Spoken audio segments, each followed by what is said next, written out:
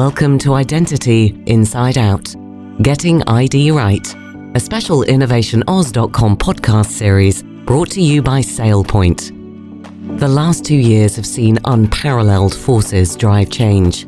The setting of an unprecedented stage for a work-from-anywhere culture, coupled with an equal evolution of digital services and an ever-evolving, sophisticated cyber threat landscape. The corresponding response to this shift has been a continued focus on complying with the ASD Essential 8 and amendments to the Critical Infrastructure Act, imposing tighter guidelines and increasing cybersecurity requirements. While technology is an enabler, focus is renewed on facilitating change without impact.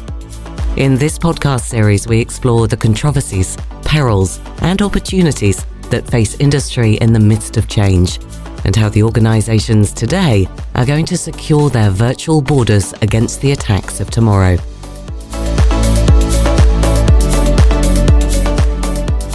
Welcome to Inside Out, Getting ID Right. This podcast today, we're talking about the landscape of education in an online world.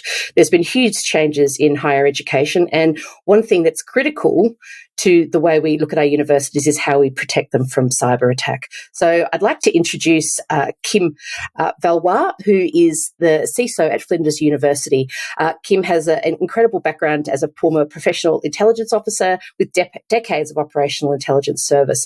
Now working as the CISO at Flinders University, there's huge insights that we're really looking forward to hearing today about what it's like to protect a university environment, how you look at it, how it might be different from other environments, and what are some of the specific challenges and also opportunities today in terms of managing cyber. So welcome, Kim, and also welcome Nam Lam from SailPoint. How are you both? Very well, thanks. Thanks, Corey.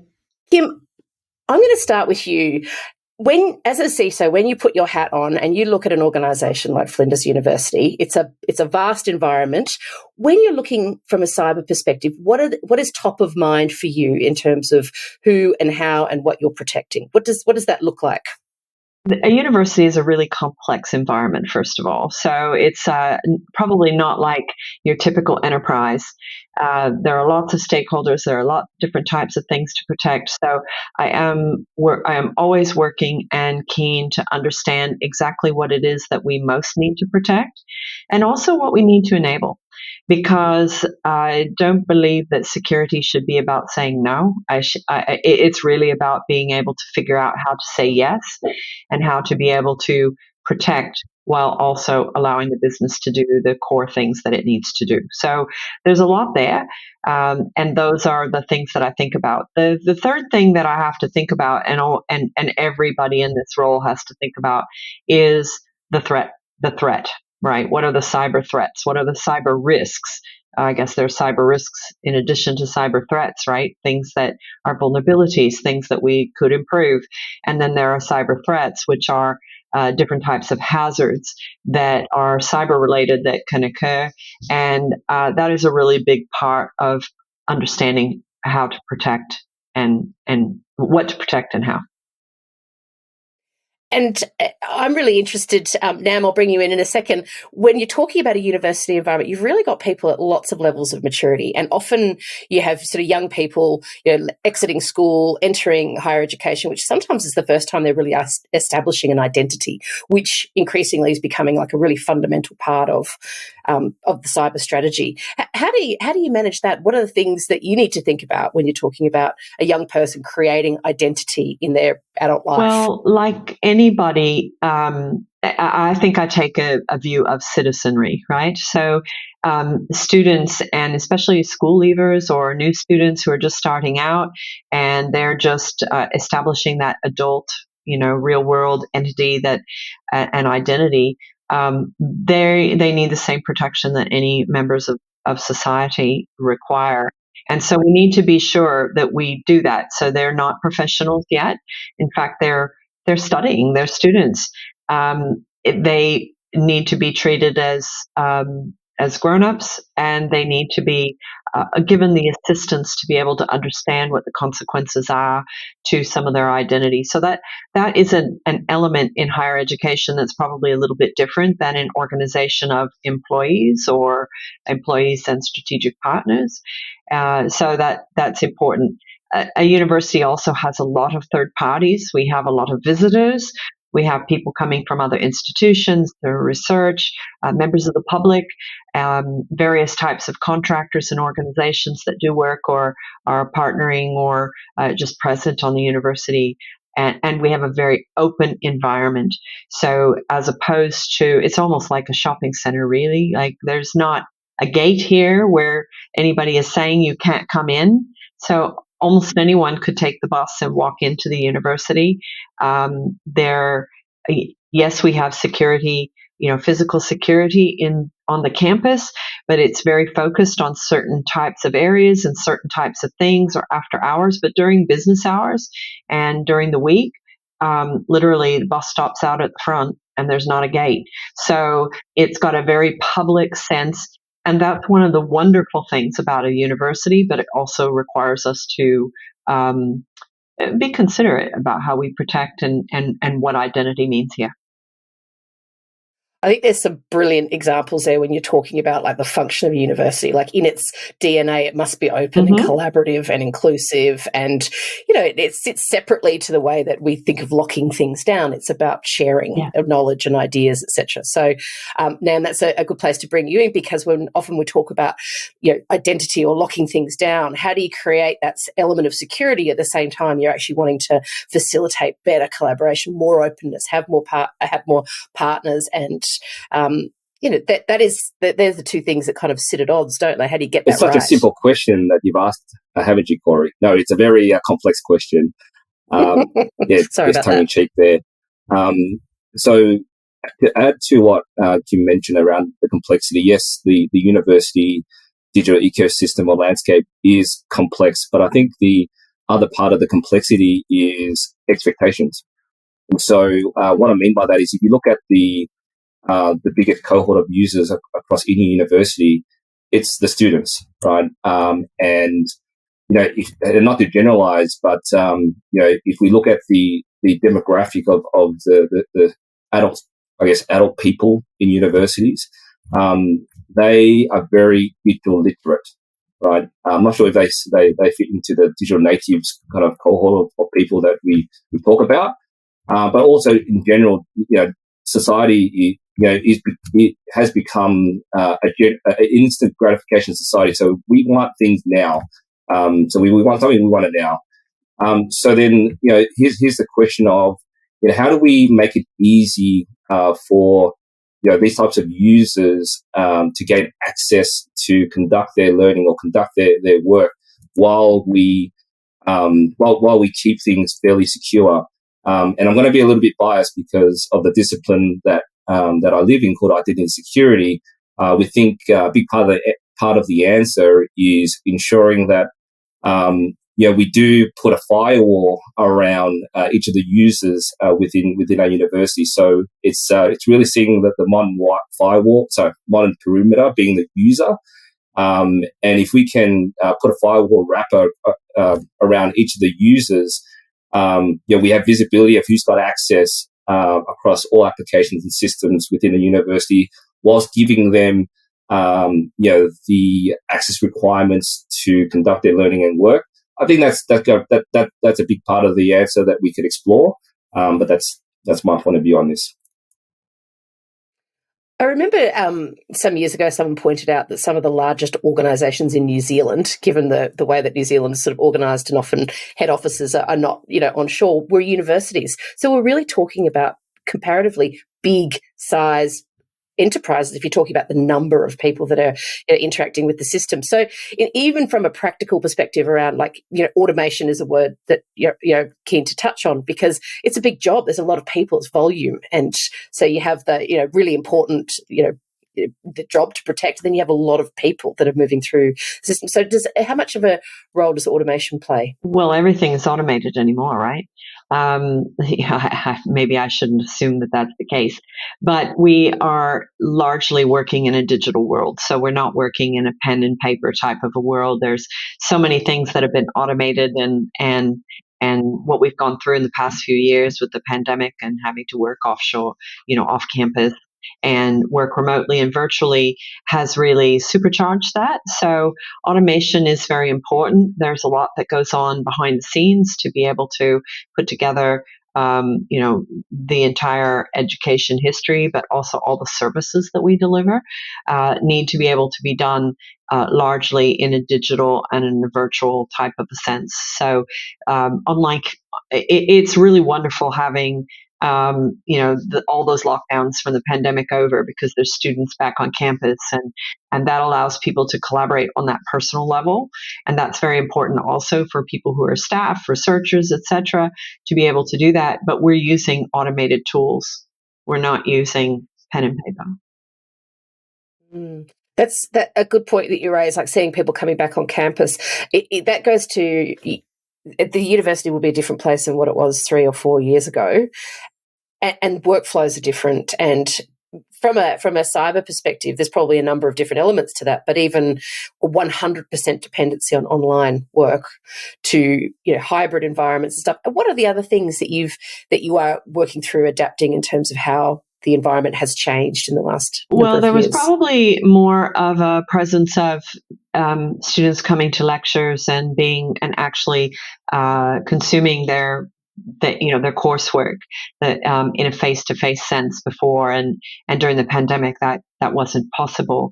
Lockdowns and all of the health concerns meant that we had to deliver that virtually as a workplace, and supporting the university services. And delivering those services, we had to be able to deliver those virtually as well. So we had to very, very quickly deploy a lot of things that might have been done. We had a lot of people who worked on maybe a desktop computer.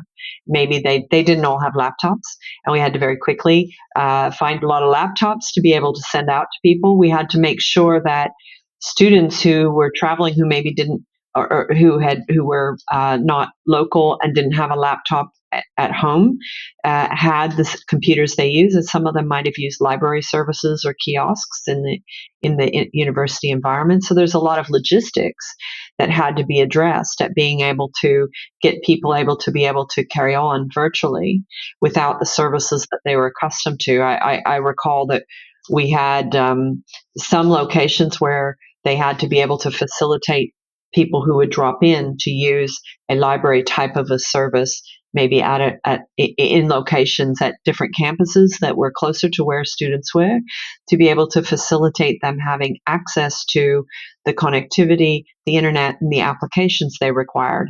And then we also saw a lot of cyber threats that grew from these things. We had to deploy cybersecurity controls to be able to protect more virtualized services and things that were not on campus. So there were certain, if you walked on campus, you wouldn't notice this, right? But in my line of work, the accesses that we provide and the connectivity we provide here on campus is one thing, but when we have to rely on people who are using whatever connectivity and device that they've got when they're not here to be able to do that, maybe it's a mobile phone, maybe it's an iPad, maybe it's a tablet that doesn't have the ability to run a full software client.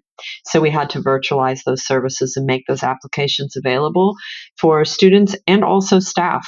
So we had staff that were used to working on a desktop computer, maybe running an application that did a lot of computation, maybe in finance, or in some other area.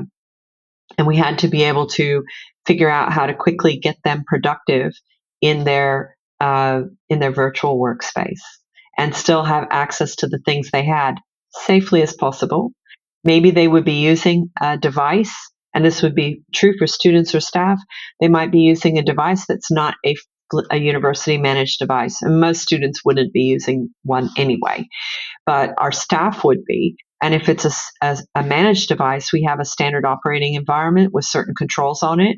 And if they're using a home computer, instead, we have to actually facilitate their access from a workstation or a system that doesn't have those same controls. So what does that mean? And we had to spend a lot of time doing that, and that probably consumed our first few months. Very intensive effort. I can imagine. It's like, I think the bring your own device was the headache of a decade ago, and the university is like bring your own everything, apps, devices. Universities have a really huge BYO footprint, so bring your own footprint. And that is a particularly, I won't just say a unique challenge, but it's a specific challenge, right? So if you were in an airport lounge in an airport airline lounge, and you use the Wi-Fi there, from their perspective, you're on a BYO device. It's your system. You're connected to their public, kind of quasi their free network, which is like a public network. And maybe there's a password to get onto their network, and maybe there's a little, I accept the conditions of connecting to this network. I won't do anything bad, and they can kick you off, and you use it, and it's kind of free and it's easy. It's all good, right? And in a university, we have a huge number of people who are bringing their own device that we have no control over. And we have to provide, I won't say we have to provide, but we do need to provide free connectivity for them, because a lot of them are students or they're visitors or they're guests or they're contractors and so forth. And so we've got to actually make that available. And so every time a university talks about cybersecurity controls, we have to think about the impact to this large number of diverse types of stakeholders, all the things they're doing and all the use cases that have to be considered. And having come from working in many different types of sectors, it is very different. It requires a totally different mindset. Now, you obviously see across lots of different sectors. Is there anything that the private sector or different enterprises could be learning from tertiary? Because it sounds like that Kim and her team are really at the pointy end of moving very quickly in a very dynamic environment. Are there lessons other folk could learn from I think it's a great question, Corey. I think you're right. We do work at SailPoint across many different verticals and sectors. What I will say about higher education is, I think higher education should give itself a great pat on the back, because I think it is quite well progressed compared to some other sectors who we work with. And I'm not being biased. I was speaking to a CISO of the healthcare sector, and she was saying to me that where banking was 10 years ago is where healthcare is at the moment. So they've got a lot of catch-up work to do.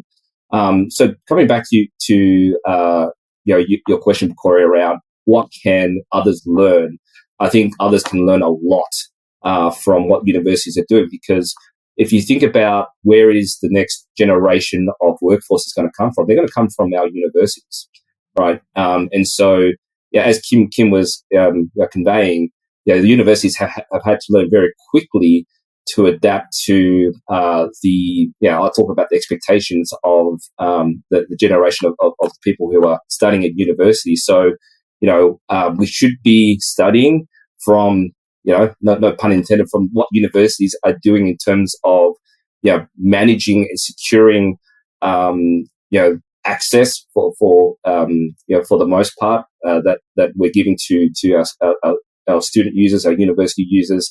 I think the private sector could benefit a lot from doing that exercise. Absolutely.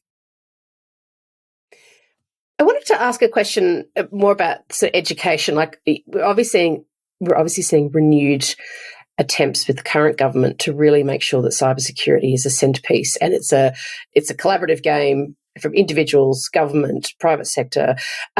This is also the first time a lot of young people are being exposed to their security environment. So there's an argument that things are silent, frictionless, and just work, and then there's another argument to say, well, security needs to be baked into every conversation about connecting. This is probably a different question, but it is an interesting one. On one hand, we want things to be frictionless. On the other hand, we have to start baking in that security should be part of many conversations. Look, it's a tough one, right? I really feel for what we have to go through now because of the threat environment has changed the game. So here in Australia, in the past 6 months, so since the Optus and the Medibank attacks, which are so notorious and have breached so many people's, private and identity documentation, we have to be concerned about things in ways that we didn't before. So I would be pretty confident that in the past that there would probably be students who would share passwords, right? I don't know if that's still the case. I think human nature would be that you trust your friends. We know that in the cohort of students who are school leavers and coming in, that friends are a really big influence group on them, and so what their friends are doing or what their friends believe might be part of what they're having to consider in terms of the business rules. And then we have that really delicate balance of how do we not interfere with what is being done here, which is learning and discovery and exploration, while keeping it safe, which is not disclosing information that shouldn't be, that isn't needed by other people. And in the past, I know that students and staff would say, how is it that I'm a target? I don't really believe that. Why would somebody want my stuff? Like, what could they do with it? And that's what's changed in the past 6 months. So probably all of Australia, in terms of societies, had to grow up a little bit or acknowledge that the bad guys do want your stuff. They're not, they do it. And of course, what we didn't know before, in my profession, we knew, right? But what everybody didn't know before is that the bad guys are going to actually use our identity information to steal from us. Okay? If they don't steal it from us, they're going to use our identity to steal from somebody else, our neighbor, our friends, right? Our family, the vulnerable, and so forth. And so the stakes have gone up, right, for everybody. So I probably see more requests and concerns about privacy than we saw before. We get all kinds of requests here. Even though my team handle a lot of incoming requests that come in about various types of security, I keep an eye on them. I don't interfere. I just ask my team questions about them. What are we saying to this one? What do we think about that request or that problem that's been brought up? But I do want to always keep my attention on the pulse of what is going on and what people are thinking. And I know our executives and our senior managers are more concerned than ever about the duty of care over the privacy of information. We're doing a lot of work to be able to determine where personal information is kept in our university and how, and what we need to do around it. And that's a whole initiative of work, because we probably have a more complex, scenario of what we have to protect in that space. So it's really hard to address that. But I think the last 6 months with the notorious data breaches here in Australia have changed things probably forever. I think that point you just raised around like the program of works to work through what you need to have. I think there would be many organisations moving through that same process at the moment, and there's been some very interesting articles written which I think has challenged the status quo that you need everything, either for marketing or whatnot, or things like royal commissions where you need everything. But Nam, we'll just sort of wind up on this point. Are you seeing that as well, where companies are really looking, or organisations are looking at what do we have? Do we need it? Do we know how to get rid of it? Do we know when we should get rid of it? It's a big question. Absolutely. So look, when I speak to digital leaders or cybersecurity leaders, it is definitely a key principle that lots of people are assessing and reviewing. From a identity or access perspective, we are having a lot of conversations with our customers around how do we take a least privilege approach to access, right? So again, bringing this back to the identity context, the question of should a particular person have such and such access over a given time, or or should this person not? And at the end of the day, what we want to achieve is we want to remove unnecessary excess access for all users across an organization in the university context. It's making sure that our researchers, our teachers, the students have a least privileged access profile, and that this conversation is definitely keeping us busy. So I can say from that point of view, absolutely yes. Kim, final thoughts. It's a big job. It's an exciting job, I think, and you've mentioned a number of times that quite the unique position of a responsibility to students, which is quite interesting because it's such an important stage of life, whether they're mature age students or school leavers. But any kind of final thoughts for you that you wanted to share? Look, I think the university environment is just, it's a fascinating area, right? I was new to higher education when I got here 3.5 years ago. Had come from a lot more high security environments in defense, also working as a managed security services provider for many years, working across lots of industries, but higher education was new.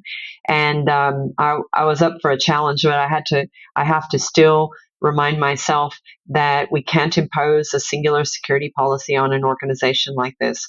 And I think I'll say that again, many organizations can impose a singular security policy, whether it's a fence, whether it's a guard shack, whether it's a receptionist and visitors can't come through, or whether it's certain singular or common access rules for everybody to be able to gain access to the intranet or the inner part of the organization's environment. It's not that simple at a university, right?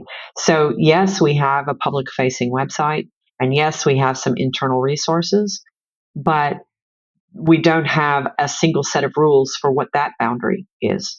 And very much what I think Nam said earlier about the security boundary has changed, right? The security boundary is the person now, and that's what we learned in the pandemic. The security boundary is our people, whether they're students, whether they're staff, whether they're contractors, and whatever they're doing that's related to our business, that's their boundary. That's the boundary we have to protect. And we need to understand many different things. What we haven't discussed at all, and I would just throw into the mix for people's food for thought, is third parties and cloud providers, right? So we now have a highly virtual and hybrid network and infrastructure environment generally in our society and for computing. It would be rare for an organization not to use any third parties at all unless they're quite small, and an organization like ours uses lots. So we have a very large presence of services that are delivered by third-party providers, and we have to consider that, and that adds a level of complexity to the picture too.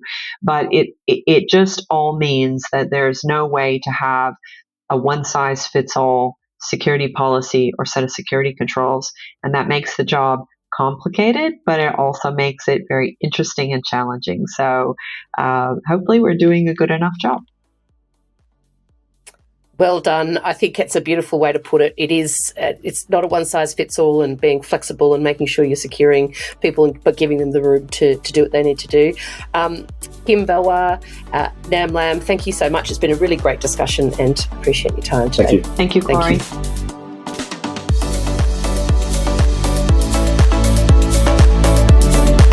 We hope you enjoyed this Identity Inside Out, Getting ID Right podcast, brought to you by SailPoint.